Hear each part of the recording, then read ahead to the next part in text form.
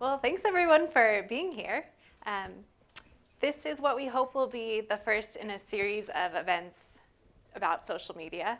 So today is going to be kind of a high-level overview of general social media best practices, an introduction to the different networks out there, and how you can start to use this as a researcher here at UC San Diego. So joining me today is Rebecca Wheeler from UC San Diego alumni, and Allison Caldwell, who is a PhD candidate in neurosciences, and she's also the programming chair of the ComSciCon National Conference. Did I get that right? Mm-hmm. So she's a great resource as well for science communication. And how we've broken it up today is Rebecca and I are kind of going to give a general overview of social media and some of the best practices, and then we're going to turn it over to Allie to get into a little bit more specifics of how you can leverage it as a researcher. And then as we're going along, if there's anything that you really are interested in, any specific topics that you'd like to get deeper into and hear more about, please get in touch with us afterwards. We'll be kind of planning the next series of events about social media, and that'll help us get some ideas of where to take it. And then we'll have plenty of time, hopefully, for questions at the end. So if you do have questions as we go through, please jot them down and wait for the end. So to get us started, why would you want to use social media as a researcher? I'm guessing most people here are on Facebook, maybe some other social media tools to keep up with family and friends, maybe get your news updates or pop culture updates, or just be entertained by silly videos. Sound familiar a little bit? So that's how most of us interact with it, but it can also be a great tool for you professionally. It just takes a little bit of a shift in how you think about using it. So a first kind of obvious way to start using social media, or reason to, is to share your work with a broader audience. So it's a chance to share your work with researchers and other individuals outside of your field and outside of this institution. It can also be a great networking tool. So again, it's a way to connect with people online that you may not otherwise be able to meet in person. And Twitter especially can be a great resource for that. A lot of times different conferences and other events will use Twitter to share updates in real time using a designated hashtag. So even if you can't be there in person, you can use social media to follow along and get the content and still benefit from the conversations that are happening there. Another reason you might use social media is to get feedback. So by its nature, social media is all about dialogue, conversations, engaging. So it's a really great place to ask questions and get feedback from other people. And then last, it's a nice place just to show the human side of being a scientist and to share a little bit about what life is like as a scientist. Again, social media is social. It's about connecting with real people. People expect to hear from people. So this is a place that's a little bit less formal, and you can show more than just your research, but kind of what it's like to be a researcher. All right, and with that, Rebecca is going to take the next couple of slides. Hi everyone, my name is Rebecca. As Kim said, I came from a background of corporate, social. I worked for Disney and on their blogs, Disney Interactive. And then I went to more of a startup kind of culture and community and worked on their social network and online presence. Came down here, did some freelance, and then landed here at this awesome university. And it's been really exciting kind of seeing the world of social through a university lens, and really being able to see how many online communities we have. And I think it's some crazy number, like 300 or so different properties. And I really see that as an opportunity to leverage that community that's already there, in addition to your own platforms. And we'll talk about this a little bit later, but just really exciting stuff. My question for you guys is, how many people, by a show of hands, are on some form of social media?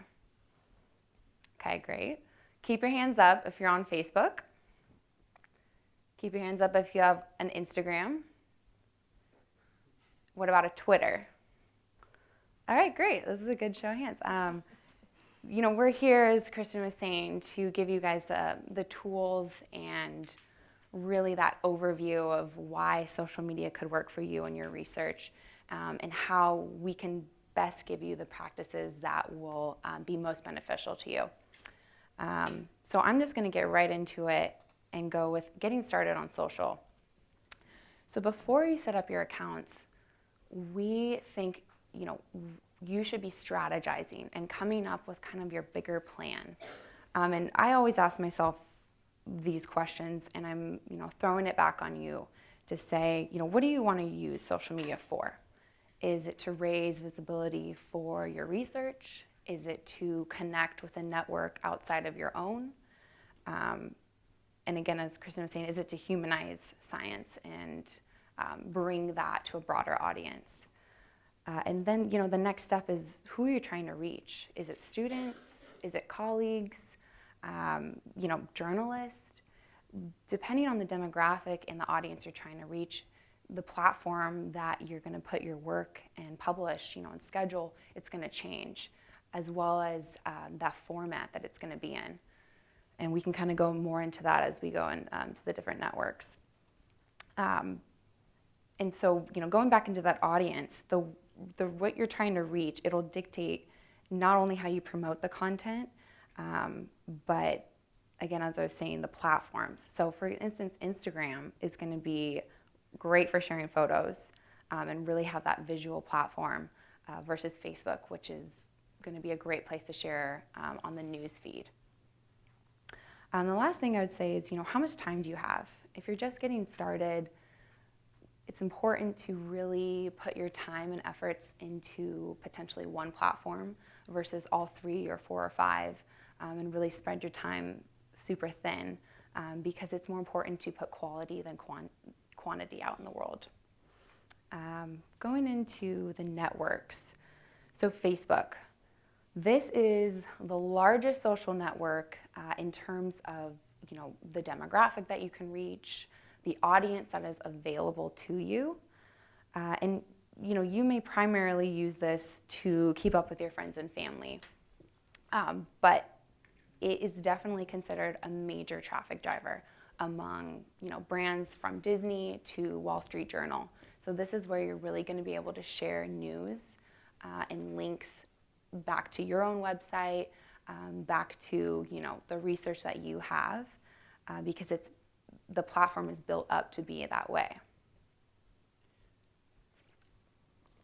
So I really want to emphasize that right now Facebook's algorithm puts more of a weight on visuals, and this translates into video and image posts will be weighted higher, thus shown to more people than a straight link post. So it's important to think, maybe this changes into a post that's an image with a shortened link instead of just putting in a link for scheduling purposes. And this thing changes all the time. It's extremely hard to stay up with Facebook and what they're going to be rolling out next. But right now, because of Facebook Live, which I'm sure everyone here has seen one at some point or another, they're really trying to push this out. So if you can get a Facebook Live out there or more video, your content will be served to more people. And this is a great social network really to just even focus on sharing to your inner circle. And it's important though to realize, what's the lens that you want to put on your research to your friends and family? How can they easily digest this complex information and be so in a, with a copy? And for example, the future of SPF. So this was an article that I recently posted on the alumni channel. And it's this amazing article about how, UC San Diego chemists are coming up with a new way to do sunscreen, and it might not even look how it is now. The way I digested it was saying, sunscreen might not look like sunscreen in the future, ... according to UC San Diego chemists. It's intriguing, it's engaging, and we had a high click-through rate on that post. So Instagram. This is a younger platform, both in the time it's been out and also where it skews towards. So the demographic is a lot younger than Facebook. And it's an entirely visual platform. So that's extremely important to remember when you're posting content.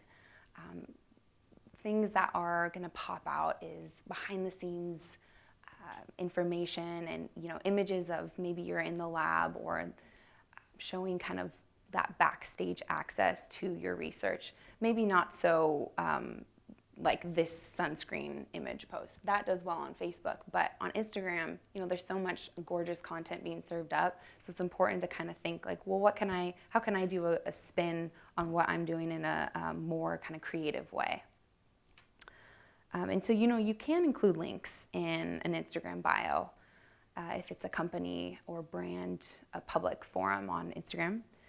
But it's not a social network that's going to primarily drive links to your website.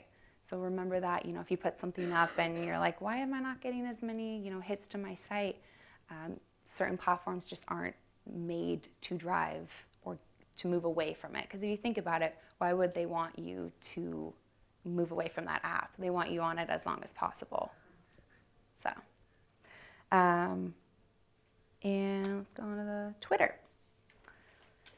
Twitter is 140 characters of frustration and, hard work. But it is an awesome platform to stay up to date on the news and trending hashtags. And I really enjoy it because, you can connect with so many different people just through a hashtag.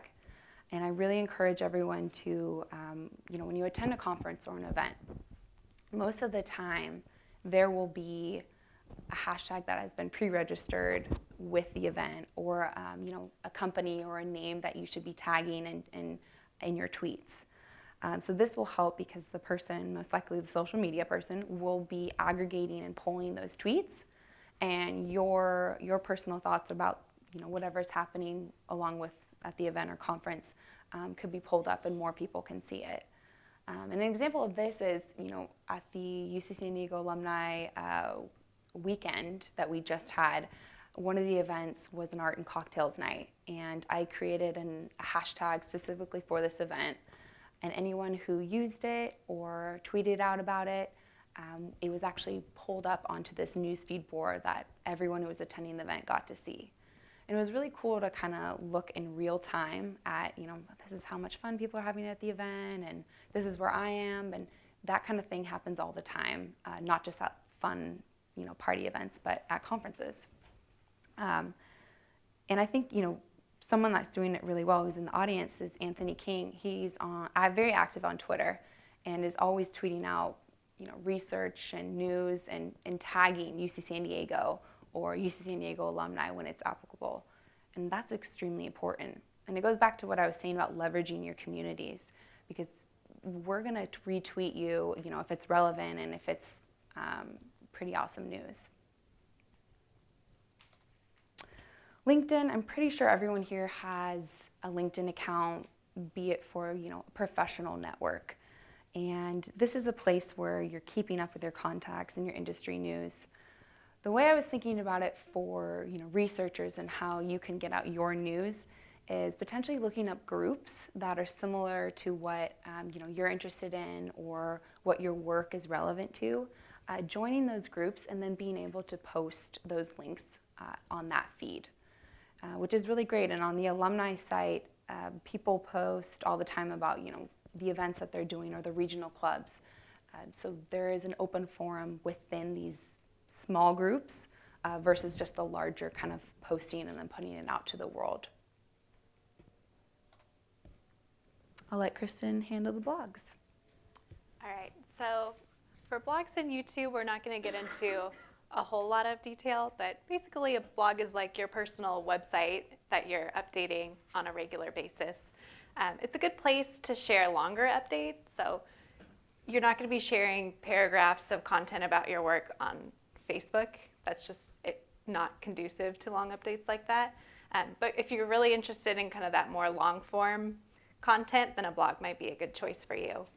I pulled out a couple examples of blogs that I think do a really nice job of communicating research to the general public. So one is the University of California Research blog on Tumblr, and they pull all kinds of different cutting edge research happening across the UC system, and they do a nice job of presenting it in a way that's digestible, and shows the impact for a general audience. You'll notice they use a lot of really engaging videos.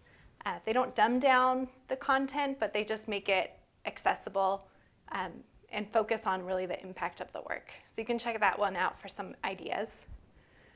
The other blog I like is called Political Violence at a Glance, and that's run by one of our political science professors and a few of her colleagues. And their focus is on giving straightforward, simple analysis to different examples of political violence around the world.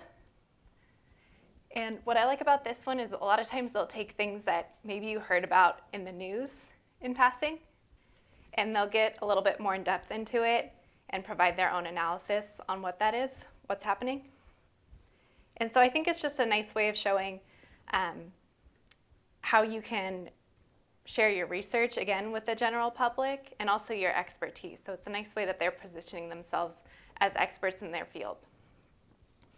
So you can kind of look for those on your own if you want some examples of blogs.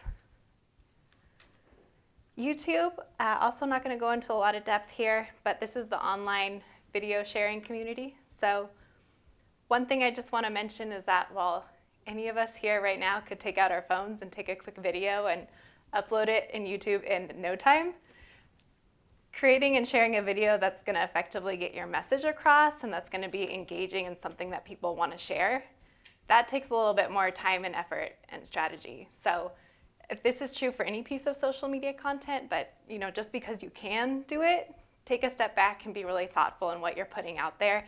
And is it really serving your goals? And is it something that your audience is going to relate to? And Allie is actually really good at YouTube, so if you have questions about it, you can ask her later. All right, give it back to you. Right, so going into those social media best practices to really kind of wrap up this whole overview, be consistent. That's the number one thing I'm going to say. Be consistent with what you're posting, with your branding of your messaging, the type of content you're doing. Stay on brand, even if it's your own personal brand. Engage. Social media is all about the dialogue, and it's about back and forth and having a conversation with someone that could be 3,000 miles away, but you're finding common ground and you're communicating. And I think that's one thing I love about social media. There's so many things that are wrong with it, but at the end of the day, it's a chance to reach out and broaden your network. So be flexible. And I look at this as, if you don't get discouraged by the fact that maybe you haven't had time to post in a while, or you just don't have the time to dedicate as much efforts into your own, fostering your own network. That's okay. Stay with it. Get back on there when you can, and everything will be okay. Basically, the number one thing, though, to kind of leave with this is, again, I've said this now many times, but leveraging the communities that are already out there, that have these bigger followings, like UC San Diego's, all of those accounts, the alumni, UC San Diego Health. We're going to kind of go through what those are, and you can make little notes. But I also encourage you even right now to kind of whip out your phones and follow and like those accounts, because they will really help you kind of give their own platform to you. And now we'll go into that. All right, so I have to get in here a quick overview of UC San Diego on social media. Hopefully some of you are already following us, but if not, as Rebecca mentioned, you can do so right now. So my department, University Communications and Public Affairs, manages the campus-wide social media profiles. So we're on Facebook, Twitter, LinkedIn, Instagram, and YouTube. And I would say we focus most of our efforts on Facebook, Twitter, and Instagram. So that's where you can find us. And the kind of content, before I get to that, in addition to the campus-wide accounts, each division and school manages their own suite of social profiles, as well as UC San Diego alumni and UC San Diego Health. And on top of that, there are so many different departments and organizations on campus that have their own social media profiles. And the point of this is just, in addition to the campus-wide accounts, whatever you're interested in here on campus, whatever your community is, your field is, you're probably going to find a social media account for the campus that relates to it and that you can connect with and start engaging with. And now the social media content that we're looking for the campus-wide accounts. We share a mix of kind of campus life posts, student-focused content, research news, and we're sourcing our content from a few different places. We look at the UC San Diego News Center website, we look at external media, we look at different kind of key events coming up, and we'll cover them if we can. You can see the March for Science up there, so we covered that when it was happening in downtown San Diego. And we also pay attention to what other people are sharing and what other people are talking about in relation to the university on social media. So we follow the UCSD hashtags, we monitor for mentions, and we try to get a sense of what people are interested in talking about on campus. And then in the bullet points there, you can just see those are kind of our general guidelines and best practices for the content that we're looking for to share. So we're looking for things that are visual, that are going to be engaging, that are going to be timely and relevant to our audience, and that often have a newsworthy or kind of entertaining element. Okay, so back to leveraging these UC San Diego communities. Again, I recommend following and engaging with the accounts, either the campus-wide or one for your department or division. And then tagging these accounts in posts that are relevant. We do, like I said, pay attention to mentions and who's tagging us. And you can see in the screenshots there a couple examples of professors who tagged us on Twitter, and we did go ahead and reshare their content. So we're always looking for great content, and we're happy to share if it's something that's good content and that's going to be of interest to our audience. And then the last recommendation I have is if you have something that you think could potentially be worth posting on either a campus-wide social media account or a department account, maybe Facebook or a blog, you can go ahead and send it to your public information officer. So, I talked about the kind of content we're looking for and what's going to be of interest on social media. So your PIO is going to be a great conduit for getting your content to the right person and the right outlet. And just make sure you include a little description to go with it. I can't tell you how many times we've gotten photos without any description or explanation of why it would be good for social media, and that is not very helpful. So that's just a few ways that you can start getting engaged and leveraging these communities. Again, we already have a big audience here at UC San Diego. We have a good number of people online on social media, so you should be taking advantage of that and getting connected there. All right, so that's our general overview, and now it's all Allie.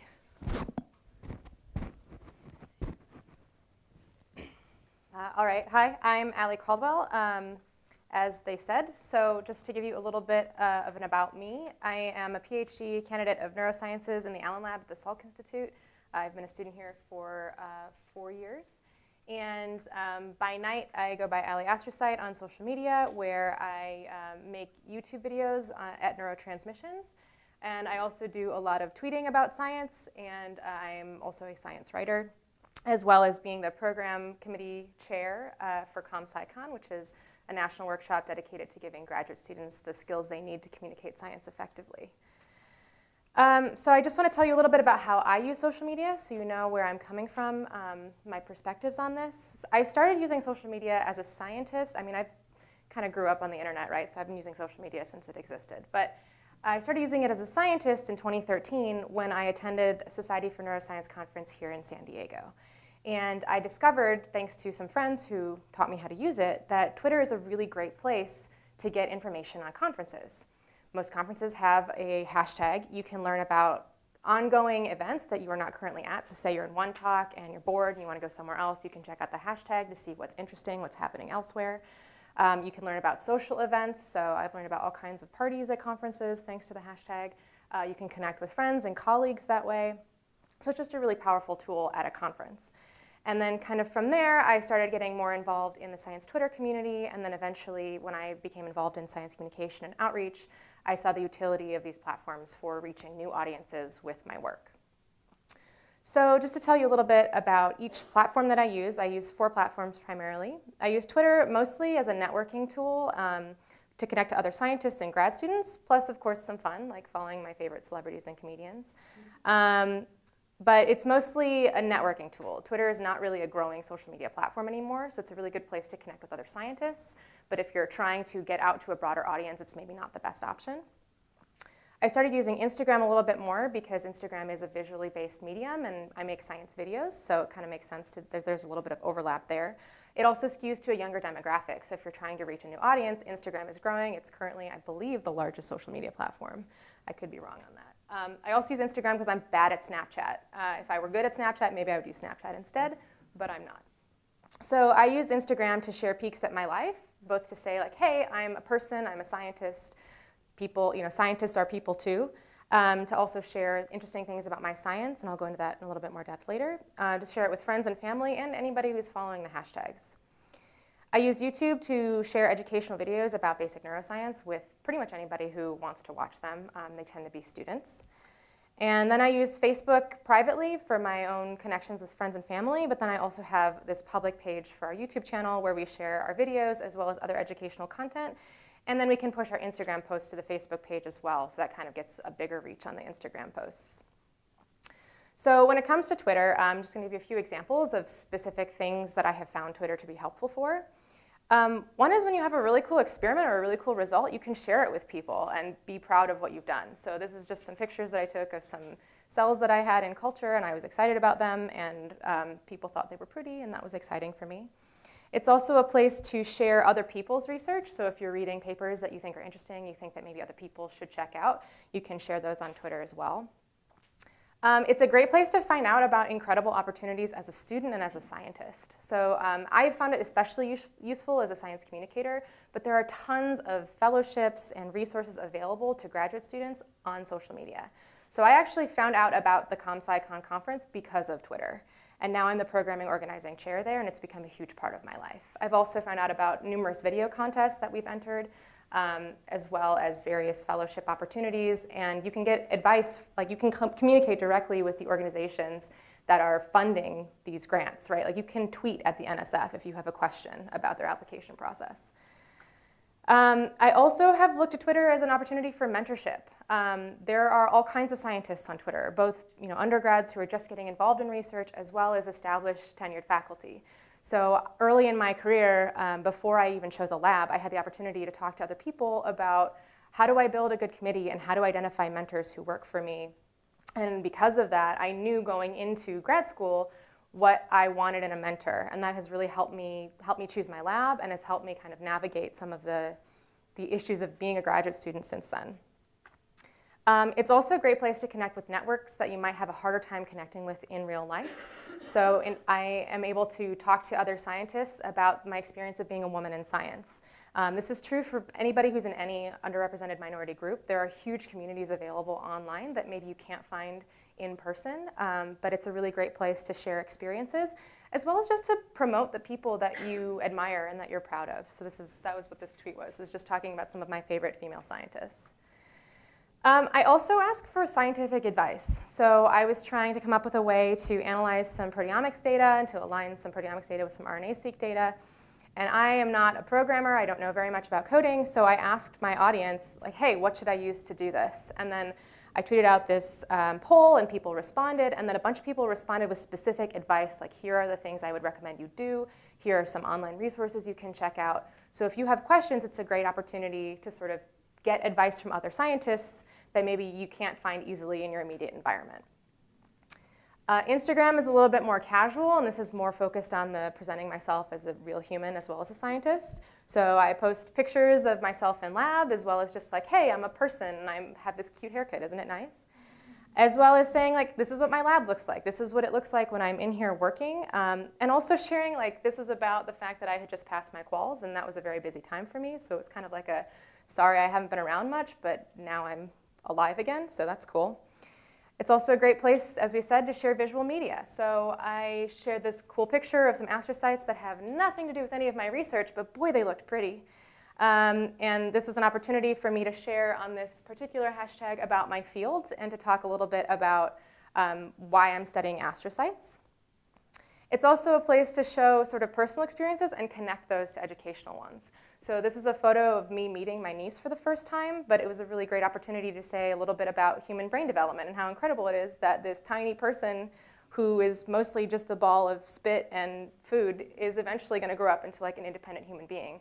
And as a neuroscientist, I think that's really fascinating. It's also a place where you can share short videos. So this is just an example of I was really bored in lab because I had to fill a 384-well plate, and boy, is that dull. But I was able to do a time lapse to show my audience, like, hey, this is what science looks like. A lot of it is this very repetitive, kind of boring stuff. So it's just a chance to give a really inside glimpse into research. I use YouTube, as I said, for creating educational video content. I'm not going to get into this too much because it's like a whole other ballgame. But if you're really interested in reaching a wide audience, I have found there's a huge audience of people on YouTube who are just interested in learning more about basic science topics. So we make these videos about basic neuroscience. This was just a video about what astrocytes are, what we know about their function in the brain.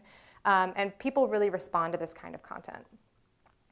Facebook, as part of our YouTube work, we kind of use Facebook as an extension of that, both to share our own videos, but also to share interesting science content and news that we find. So this is an example. This is the first paper that just came out of my lab recently. So this is an opportunity to say, like, hey, check this out. This is work that my advisor and a postdoc in my lab did. We also get to share content from other people that we're proud of. So this is one of my really good friends in our program. She just launched a new podcast, and I got to brag about it on social media. It's also an opportunity to raise awareness about issues. So in this case, I got my flu vaccine, and I wanted to post about why I think getting a flu vaccine is important. And you can share, again, science news. So Facebook is a good opportunity because you can use visual media, but it doesn't have to be necessarily visual. It's really easy to link to articles. And the Facebook audience, in my experience, tends to skew older. So, like, of course, my grandma watches all my YouTube videos, and she got all of her friends to watch all my YouTube videos. So they like to go on Facebook and see that stuff, because most of them are on Facebook. So Instagram, I tend to reach younger people. YouTube tends to be students, and then Facebook tends to be, retirees. So it's just a cool way to reach a different audience. Okay, so these are just a few points that I wanted to make as a scientist and sort of what my experience has been, what I've noticed has been successful for me and for other people. So if you're just getting started, are there people here who have a Twitter account but like don't really use it or like are not sure how to use it and you want to use it a little bit more? Okay, so these are my tips for you. And this is not just for Twitter. This is actually really for any platform that you're interested in getting on. The first thing to do is create a profile so you look like a person.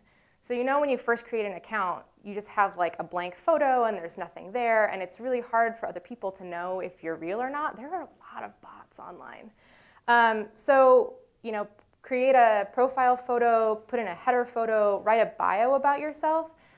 Now, this is a good time to mention sort of this like side thing that some scientists do.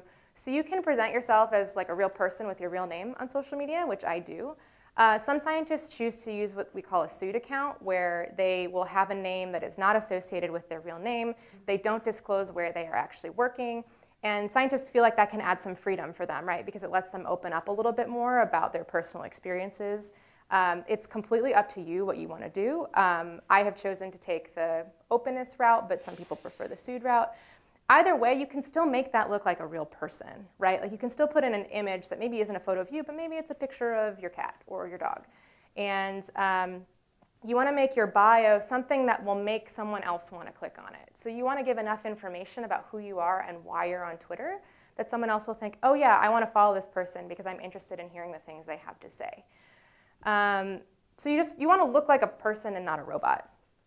The next step then is to start following interesting people, and this includes big names and small. So kind of my first thing that I did on Twitter that really wasn't effective is I mostly just followed really big names like Neil deGrasse Tyson and NASA and everybody like that. But when you tweet at those people, they don't really tweet back, right? Because they have thousands and thousands of people tweeting at them all the time. So it's a really good idea to get in and look at some of the lists that exist on Twitter. and just to start engaging with your colleagues. So, look at the UCSD accounts, see who's following them, start following those people, and then start engaging with them.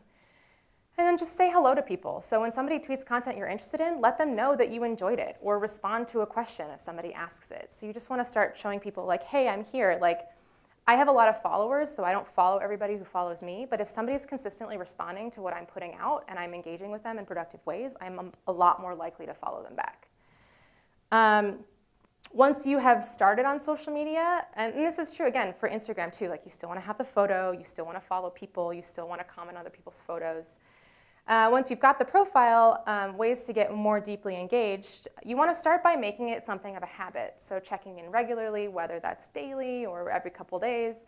You don't have to be there all the time. You don't want to get too absorbed, right? But you do want to make it a little bit of a habit, because if you're consistently putting out content, people are going to know that they can depend on you to continue to produce content. I also want to say that you should embrace the things that other people are using on social media. It's a really good way to stay engaged. So the hashtag is a really great way to find other people to follow, as well as a good way to help other people find your content. So if you are sharing something, chemistry related, and you want other people who are interested in chemistry to find it, use the hashtag chemistry so that they know that this is content related to your interests. I use a lot of GIFs, which my audience tends to really appreciate, because you can kind of like use a GIF as a reaction to something, like the facial expression that you can't put in text. But it's a good way to sort of lighten things up, and again, to emphasize, like, I'm a person, I have feelings about this. And Twitter lists are a thing that's just on Twitter, obviously, but it's a good way to sort of start finding more people to follow and more people to get engaged with.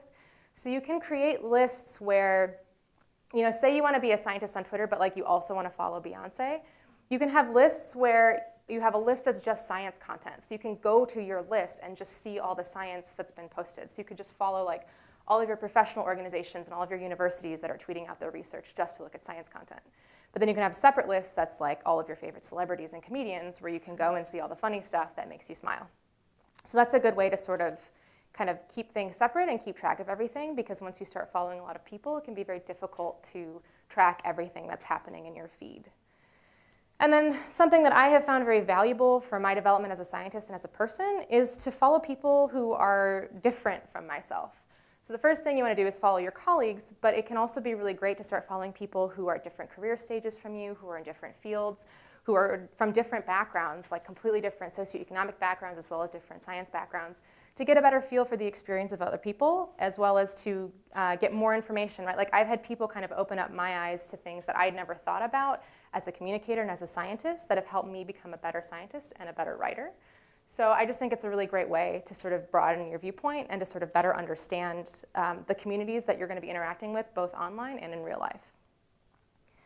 And these are just a few names of some of my favorite people to follow. So if you're just looking for a few cool people to start following on social media, so you can feel free to look these up, and I'm happy to share these later. But like on Twitter, Hope and Astro Katie are two scientists with large social media followings. Hey Dr. Wilson tweets a lot about Black in STEM, so his experience as a Black man in science. Dr. Rubidium and Danielle Lee both have tweeted a lot about sociopolitical issues as well as their scientific issues. Instagram, there's a bunch of really cool visual content producers like the American Museum of Natural History and NASA. And then on YouTube, there are people who make everything from like funny rap videos to just generally educational videos, lots of different options there. And then on Facebook, there's a bunch of fun ones, like Geomorphology Rules shares both like funny memes as well as actual news about geology issues. You can follow local institutions like the Salk Institute there to get news about the local scientific environment, as well as larger groups like the March for Science to kind of have an idea of what they're working on at any given time. So just some final thoughts. I personally think it's really critical that scientists look like humans on social media, which isn't to say that you don't want to be professional or you can't be professional. You don't have to like reveal every personal detail of your life. But if your goal is to get out there and be in front of an audience, you probably want them to know that you're a person behind there and not just a robot, right? Also, I know that, especially in this day and age, it can be kind of overwhelming to be on social media all the time. So even though you should make it a habit to check up regularly, it's totally okay if you need to sign off for a while and take care of yourself, because it's kind of whiplash in the news right now. And don't force it. If a particular platform is not for you and you're struggling to use it and you're not enjoying it, then just don't. This is why I don't use Snapchat. I really tried. There are people who use Snapchat very effectively for science outreach. I am not one of them. So give it a try, play around with a couple of them, and then pick 2 or 3 that work for you. And finally, have fun. I mean, this isn't meant to be an extra job, right? Like, this is supposed to be a way for you to present your work and present yourself as a scientist online, so make it enjoyable. So that's it. Please feel free to find me on social media if you are on social media, and I'm happy to answer any questions. Thank you.